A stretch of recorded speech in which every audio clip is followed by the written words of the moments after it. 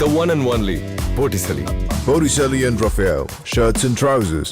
இந்தியர்கள் தங்கள் உடலின் நலனை காத்துக்கொள்வதற்காக செலவிடும் நேரம் கடந்த 5 ஆண்டுகளில் கணிசமாக குறைந்துவிட்டதாக ஆய்வு தகவல் வெளியாகியுள்ளது.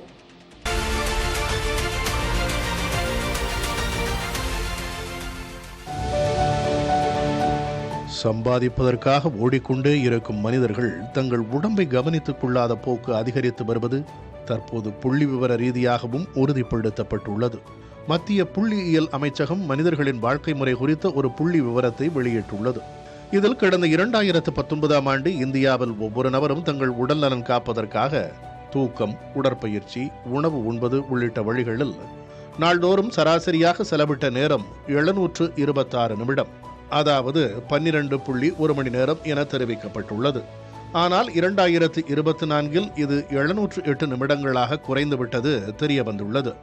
தங்கள் உடல்நலனை காப்பதில் ஆண்களை விட பெண்கள் பின்தங்கியுள்ளதாகவும் அந்த ஆய்வில் தெரிவிக்கப்பட்டுள்ளது.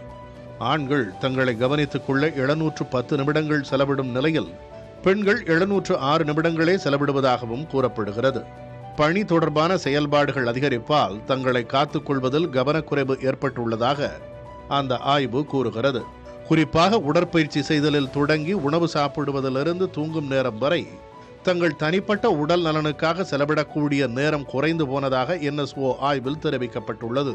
இது பல்வேறு பாதிப்புகளை ஏற்படுத்துவதாக கூறுகிறார் மனநல மருத்துவ பேராசிரியர் பூர்ணச்சந்திரிகா.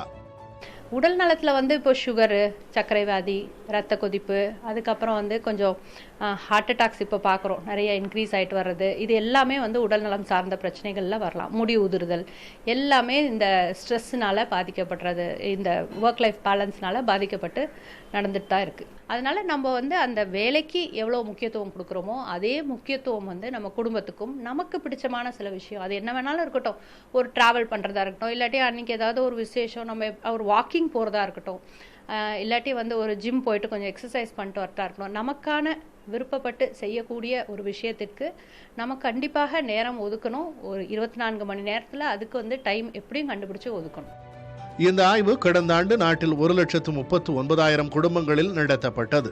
இது ஒருபுறம் இருக்க, மறுபுறம் உடல் பருமன் உள்ளிட்ட பிரச்சனைகளால் தனிநபர்களுக்கு மட்டுமல்ல நாட்டின் பொருளாதாரத்திற்கு பெரும் நெருக்கடி ஏற்படும் என கூறப்படுகிறது. 2060இல் $82 பில்லியன் இந்திய பொருளாதாரத்திற்கு இழப்பு ஏற்படும் என கணிக்கப்பட்டுள்ளது. உடம்பை கவனித்துக் கொள்ளாதது தனி மனிதனுக்கான, ஒரு குடும்பத்திற்கான பிரச்சனையாக மட்டுமல்லாமல் ஒட்டுமொத்த நாட்டுக்கே ஆபத்து என்பது கவலை தரும் செய்தி. புதிய தலைமுறைக்காக ஒளிப்பதிவாளர் மதுசூதனனுடன் சேஷகிரி.